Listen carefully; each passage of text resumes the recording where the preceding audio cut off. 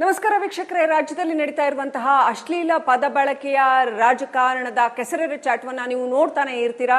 ಈ ವಿಚಾರದಲ್ಲಿ ಈ ಒಂದು ಫೈಟ್ ದಿನೇ ದಿನೇ ತಾರಕಕ್ಕೆ ಏರ್ತಾನೆ ಇದೆ. ನಮ್ಮ ಜೊತೆ ಈ ಬಗ್ಗೆ ಮಾತನಾಡೋದಕ್ಕೆ ಸ್ವತಃ ಸಚಿವೆ ಲಕ್ಷ್ಮೀ ಹೆಬ್ಬಾಳ್ಕರ್ ಅವರಿದ್ದಾರೆ. ನಮಸ್ಕಾರ ಮೇಡಮ್. ನಮಸ್ಕಾರ. ಹೇಗಿದ್ದೀರಾ ಲಕ್ಷ್ಮೀ ಹೆಬ್ಬಾಳ್ಕರ್ ಅವರೇ? ಯಾಕೆ ಪ್ರಶ್ನೆಯನ್ನ ಕೇಳ್ತಾ ಇದ್ದೀನಿ ಅಂದ್ರೆ, ಫಸ್ಟ್ ಆಫ್ ಆಲ್ ಹೆಣ್ಮಕ್ಳು ರಾಜಕಾರಣದಲ್ಲಿ ಇರೋದೇನೆ ಬಿಗ್ಗೆಸ್ಟ್ ಚಾಲೆಂಜ್. ಅದು ಐ ಕ್ಯಾನ್ ಅಂಡರ್ಸ್ಟ್ಯಾಂಡ್. ಅದರಲ್ಲೂ ಇಂಥ ಎಲ್ಲ ಗಲಾಟೆಗಳ ನಡುವೆ you need to stand very powerful. ಹೇಗಿದ್ದೀರಾ?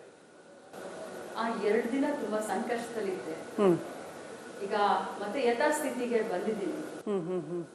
ಏನ್ ಅನ್ಸ್ತು 2 ದಿನ? ಯಾಕೆ, ಏನಾಗಿತ್ತು? ಯಾಕಂದ್ರೆ ನಾವು ನೋಡಿರೋ ಲಕ್ಷ್ಮೀ ಹೆಬ್ಬಾಳ್ಕರ್ ಏನೇ ಆದ್ರೂ ತಿರುಗಿ ನಿಂತು ಅಲ್ಲೇ ಗಲಾಟೆ ಮಾಡಿ, ನೀವು ಸದನದಲ್ಲೂ ಕೂಡ ನೀವು ರಿಟಾಲಿಯೇಟ್ ಮಾಡಿದ್ರಿ. ನೀವು ನೆಕ್ಸ್ಟ್ ಯಾಕೆ 2 ದಿನಕ್ಕೆ ಮೌನಕ್ಕೆ ಹೋಗೋ ಅಂಥದ್ದು ಏನಾಯ್ತು? ಆ ಘಟನೆಯಿಂದ ನನಗೆ ಅದು ಯಾಕೋ ಗೊತ್ತಿಲ್ಲ, ನನ್ನ ಜಾಯಮಾನನೇ ಅಲ್ಲ. ಆ ರೀತಿ ನಾನು ಕೂತ್ಕೊಳ್ಳುವಂಥ ಪ್ರಮೇನೆ ಬರಲಿಲ್ಲ ಇಲ್ಲಿಯವರೆಗೆ. ಎಷ್ಟೇ ಕಷ್ಟ ಬಂದರೂ ಕೂಡ ಎದುರುಗಡೆ ನಿಂತ್ಕೊಂಡು ಏಟಿಗೆ ಎದುರೇಟ್ಕೊಟ್ಟು ನಾನು ಮಾಡಿದಂಥವಳು. ಆದರೆ ಆ ಘಟನೆಯಿಂದ ಎಲ್ಲೋ ನನ್ನ ಮನಸ್ಸಿಗೆ ಒಂಥರ ಶಾಕ್ ಆಯಿತು. ಎಲ್ಲಿ ಮಾತನಾಡಿದ್ದು? ಸದನದಲ್ಲಿ ಒಬ್ಬ ಮಹಿಳಾ ಮಕ್ಕಳ ಕಲ್ಯಾಣ ಸಚಿವೆಗೆ. ಅಂಥ ಸಂದರ್ಭದಲ್ಲಿ ನನಗೆ ನನ್ನ ಸ್ವಾಭಿಮಾನಕ್ಕೇ ಒಂದು ಪ್ರಶ್ನೆ ಆಗಿ ಕಾಡೋಕ್ಕೆ ಶುರು ಆಯಿತು. ನಾನು 2 ದಿನ ಮೌನಕ್ಕೆ ಶರಣಾಗಿದ್ದೆ. 2 ದಿನ ಬೇಕಾಯ್ತು ಸುಧಾರಿಸ್ಕೊಳ್ಳೋಕ್ಕೆ. ಇನ್ನೂ ಎಲ್ಲೋ ಒಂದ್ ಕಡೆ ಅದು ಬಹಳ ಪೆಟ್ಟು ಕೊಟ್ಟಿದೆ ಲಕ್ಷ್ಮೀ ಹೆಬ್ಬಾಳ್ಕರ್ ಅವ್ರಿಗೆ. ಆ ಮಾತು ಅದು ನೋವು ಕಾಣ್ತಾ ಇದೆ. ಅದಕ್ಕೆ ಖಂಡಿತವಾಗ್ಲೂ ಪೆಟ್ಟು ಕೊಟ್ಟಿದೆ. ಬಟ್ ಆ ಪೆಟ್ಟು ಕೊಟ್ಟಿದೆ ಅಂತ ಕೂತ್ಕೊಳ್ಳೋದ್ರಿಂದ ನಾನು ಮಹಿಳಾ ಸಮಾಜಕ್ಕೇ ಒಂದು ಅನ್ಯಾಯ ಮಾಡ್ದಂಗೆ ಆಗುತ್ತೆ.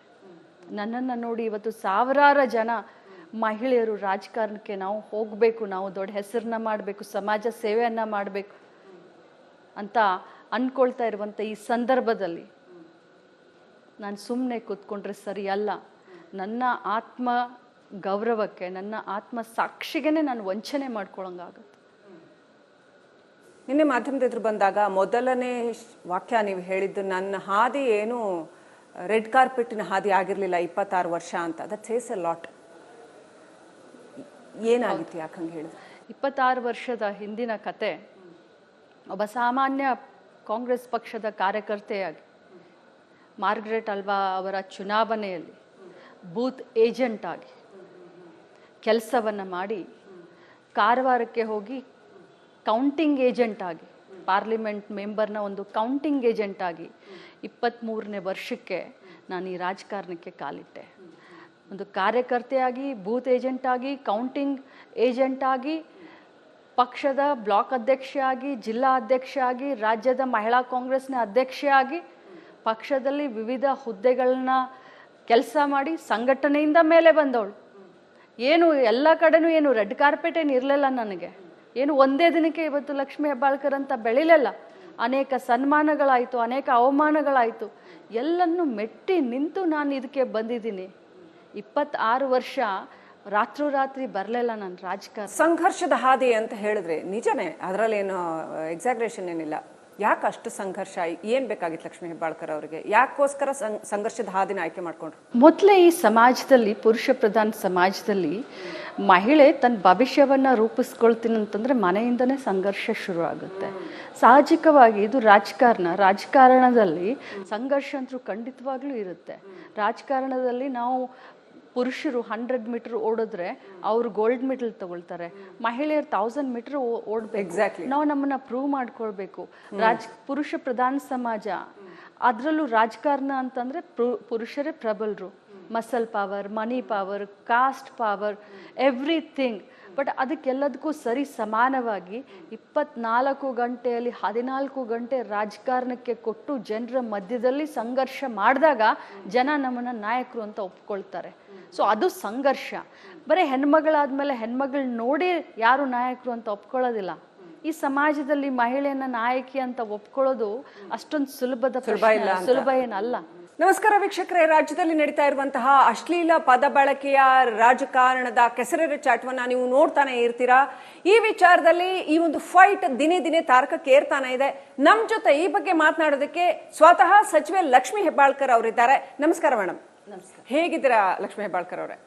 ಯಾಕೆ ಪ್ರಶ್ನೆಯನ್ನ ಕೇಳ್ತಾ ಇದ್ದೀನಿ ಅಂದ್ರೆ, ಫಸ್ಟ್ ಆಫ್ ಆಲ್ ಹೆಣ್ಮಕ್ಳು ರಾಜಕಾರಣದಲ್ಲಿ ಇರೋದೇನೆ ಬಿಗ್ಗೆಸ್ಟ್ ಚಾಲೆಂಜ್. ಅದು ಐ ಕ್ಯಾನ್ ಅಂಡರ್ಸ್ಟ್ಯಾಂಡ್. ಅದರಲ್ಲೂ ಇಂಥ ಎಲ್ಲ ಗಲಾಟೆಗಳ ನಡುವೆ you need to stand very powerful. ಹೇಗಿದ್ದೀರಾ? ಆ 2 ದಿನ ತುಂಬಾ ಸಂಕಷ್ಟದಲ್ಲಿದ್ದೆ. ಈಗ ಮತ್ತೆ ಯಥಾಸ್ಥಿತಿಗೆ ಬಂದಿದ್ದೀನಿ. ಏನ್ ಅನ್ಸ್ತು 2 ದಿನ? ಯಾಕೆ, ಏನಾಗಿತ್ತು? ಯಾಕಂದ್ರೆ ನಾವು ನೋಡಿರೋ ಲಕ್ಷ್ಮೀ ಹೆಬ್ಬಾಳ್ಕರ್ ಏನೇ ಆದ್ರೂ ತಿರುಗಿ ನಿಂತು ಅಲ್ಲೇ ಗಲಾಟೆ ಮಾಡಿ, ನೀವು ಸದನದಲ್ಲೂ ಕೂಡ ನೀವು ರಿಟಾಲಿಯೇಟ್ ಮಾಡಿದ್ರಿ. ನೀವು ನೆಕ್ಸ್ಟ್ ಯಾಕೆ 2 ದಿನಕ್ಕೆ ಮೌನಕ್ಕೆ ಹೋಗೋ ಅಂಥದ್ದು ಏನಾಯ್ತು? ಆ ಘಟನೆಯಿಂದ ನನಗೆ ಅದು ಯಾಕೋ ಗೊತ್ತಿಲ್ಲ, ನನ್ನ ಜಾಯಮಾನನೇ ಅಲ್ಲ, ಆ ರೀತಿ ನಾನು ಕೂತ್ಕೊಳ್ಳುವಂಥ ಪ್ರಮೇಯನೇ ಬರಲಿಲ್ಲ ಇಲ್ಲಿಯವರೆಗೆ. ಎಷ್ಟೇ ಕಷ್ಟ ಬಂದರೂ ಕೂಡ ಎದುರುಗಡೆ ನಿಂತ್ಕೊಂಡು ಏಟಿಗೆ ಎದುರಿಟ್ಕೊಟ್ಟು ನಾನು ಮಾಡಿದಂಥವಳು. ಆದರೆ ಆ ಘಟನೆಯಿಂದ ಎಲ್ಲೋ ನನ್ನ ಮನಸ್ಸಿಗೆ ಒಂಥರ ಶಾಕ್ ಆಯಿತು. ಎಲ್ಲಿ ಮಾತನಾಡಿದ್ದು? ಸದನದಲ್ಲಿ, ಒಬ್ಬ ಮಹಿಳಾ ಮಕ್ಕಳ ಕಲ್ಯಾಣ ಸಚಿವೆಗೆ. ಅಂಥ ಸಂದರ್ಭದಲ್ಲಿ ನನಗೆ ನನ್ನ ಸ್ವಾಭಿಮಾನಕ್ಕೇ ಒಂದು ಪ್ರಶ್ನೆ ಆಗಿ ಕಾಡೋಕ್ಕೆ ಶುರುವಾಯಿತು. ನಾನು 2 ದಿನ ಮೌನಕ್ಕೆ ಶರಣಾಗಿದ್ದೆ. 2 ದಿನ ಬೇಕಾಯ್ತು ಸುಧಾರಿಸ್ಕೊಳ್ಳೋಕ್ಕೆ. ಇನ್ನೂ ಎಲ್ಲೋ ಒಂದು ಕಡೆ ಅದು ಬಹಳ ಪೆಟ್ಟು ಕೊಟ್ಟಿದೆ ಲಕ್ಷ್ಮೀ ಹೆಬ್ಬಾಳ್ಕರ್ ಅವರಿಗೆ. ಆ ಮಾತು, ಅದು ನೋವು ಕಾಣ್ತಾ ಇದೆ. ಅದಕ್ಕೆ ಖಂಡಿತವಾಗ್ಲೂ ಪೆಟ್ಟು ಕೊಟ್ಟಿದೆ. ಬಟ್ ಆ ಪೆಟ್ಟು ಕೊಟ್ಟಿದೆ ಅಂತ ಕೂತ್ಕೊಳ್ಳೋದ್ರಿಂದ ನಾನು ಮಹಿಳಾ ಸಮಾಜಕ್ಕೇ ಒಂದು ಅನ್ಯಾಯ ಮಾಡ್ದಂಗೆ ಆಗುತ್ತೆ. ನನ್ನನ್ನು ನೋಡಿ ಇವತ್ತು ಸಾವಿರಾರು ಜನ ಮಹಿಳೆಯರು ರಾಜಕಾರಣಕ್ಕೆ ನಾವು ಹೋಗಬೇಕು, ನಾವು ದೊಡ್ಡ ಹೆಸರನ್ನ ಮಾಡಬೇಕು, ಸಮಾಜ ಸೇವೆಯನ್ನು ಮಾಡಬೇಕು ಅಂತ ಅಂದ್ಕೊಳ್ತಾ ಇರುವಂಥ ಈ ಸಂದರ್ಭದಲ್ಲಿ ನಾನು ಸುಮ್ಮನೆ ಕೂತ್ಕೊಂಡ್ರೆ ಸರಿಯಲ್ಲ.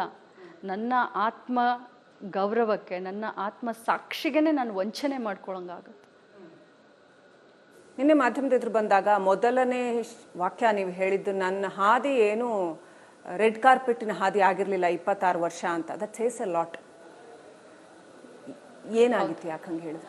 26 ವರ್ಷದ ಹಿಂದಿನ ಕತೆ, ಒಬ್ಬ ಸಾಮಾನ್ಯ ಕಾಂಗ್ರೆಸ್ ಪಕ್ಷದ ಕಾರ್ಯಕರ್ತೆಯಾಗಿ ಮಾರ್ಗ್ರೆಟ್ ಅಲ್ವಾ ಅವರ ಚುನಾವಣೆಯಲ್ಲಿ ಬೂತ್ ಏಜೆಂಟ್ ಆಗಿ ಕೆಲಸವನ್ನು ಮಾಡಿ, ಕಾರವಾರಕ್ಕೆ ಹೋಗಿ ಕೌಂಟಿಂಗ್ ಏಜೆಂಟ್ ಆಗಿ, ಪಾರ್ಲಿಮೆಂಟ್ ಮೆಂಬರ್ನ ಒಂದು ಕೌಂಟಿಂಗ್ ಏಜೆಂಟ್ ಆಗಿ 23ನೇ ವರ್ಷಕ್ಕೆ ನಾನು ಈ ರಾಜಕಾರಣಕ್ಕೆ ಕಾಲಿಟ್ಟೆ.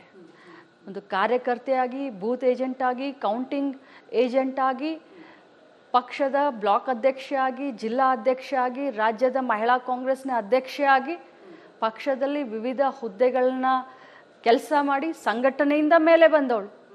ಏನು ಎಲ್ಲ ಕಡೆನೂ ಏನು ರೆಡ್ ಕಾರ್ಪೆಟ್ ಏನು ಇರಲಿಲ್ಲ ನನಗೆ. ಏನು ಒಂದೇ ದಿನಕ್ಕೆ ಇವತ್ತು ಲಕ್ಷ್ಮೀ ಹೆಬ್ಬಾಳ್ಕರ್ ಅಂತ ಬೆಳಿಲಿಲ್ಲ. ಅನೇಕ ಸನ್ಮಾನಗಳಾಯಿತು, ಅನೇಕ ಅವಮಾನಗಳಾಯಿತು. ಎಲ್ಲನ್ನು ಮೆಟ್ಟಿ ನಿಂತು ನಾನು ಇದಕ್ಕೆ ಬಂದಿದ್ದೀನಿ. 26 ವರ್ಷ ರಾತ್ರೋರಾತ್ರಿ ಬರಲಿಲ್ಲ ನಾನು ರಾಜಕಾರಣ. ಸಂಘರ್ಷದ ಹಾದಿ ಅಂತ ಹೇಳಿದ್ರೆ ನಿಜನೇ, ಅದರಲ್ಲೇನು ಎಕ್ಸಾಗ್ರೇಷನ್ ಏನಿಲ್ಲ. ಯಾಕೆ ಅಷ್ಟು ಸಂಘರ್ಷ?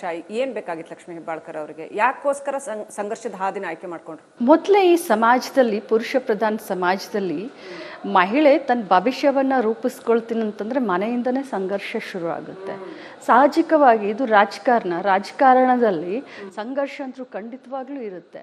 ರಾಜಕಾರಣದಲ್ಲಿ ನಾವು ಪುರುಷರು 100 ಮೀಟರ್ ಓಡಿದ್ರೆ ಅವರು ಗೋಲ್ಡ್ ಮೆಡಲ್ ತಗೊಳ್ತಾರೆ, ಮಹಿಳೆಯರು 1000 ಮೀಟರ್ ಓಡಬೇಕು. ಎಕ್ಸಾಕ್ಟ್ಲಿ. ನಾವು ನಮ್ಮನ್ನ ಪ್ರೂವ್ ಮಾಡ್ಕೊಳ್ಬೇಕು. ಪುರುಷ ಪ್ರಧಾನ ಸಮಾಜ, ಅದರಲ್ಲೂ ರಾಜಕಾರಣ ಅಂತಂದ್ರೆ ಪುರುಷರೇ ಪ್ರಬಲರು. Muscle power, money power, caste power, everything. But ಅದಕ್ಕೆಲ್ಲದಕ್ಕೂ ಸರಿ ಸಮಾನವಾಗಿ 24 ಗಂಟೆಯಲ್ಲಿ 14 ಗಂಟೆ ರಾಜಕಾರಣಕ್ಕೆ ಕೊಟ್ಟು ಜನರ ಮಧ್ಯದಲ್ಲಿ ಸಂಘರ್ಷ ಮಾಡಿದಾಗ ಜನ ನಮ್ಮನ್ನು ನಾಯಕರು ಅಂತ ಒಪ್ಕೊಳ್ತಾರೆ. ಸೊ ಅದು ಸಂಘರ್ಷ. ಬರೀ ಹೆಣ್ಮಗಳಾದ್ಮೇಲೆ ಹೆಣ್ಮಗಳು ನೋಡಿ ಯಾರು ನಾಯಕರು ಅಂತ ಒಪ್ಕೊಳ್ಳೋದಿಲ್ಲ. ಈ ಸಮಾಜದಲ್ಲಿ ಮಹಿಳೆಯನ್ನ ನಾಯಕಿ ಅಂತ ಒಪ್ಕೊಳ್ಳೋದು ಅಷ್ಟೊಂದು ಸುಲಭ ಏನಲ್ಲ.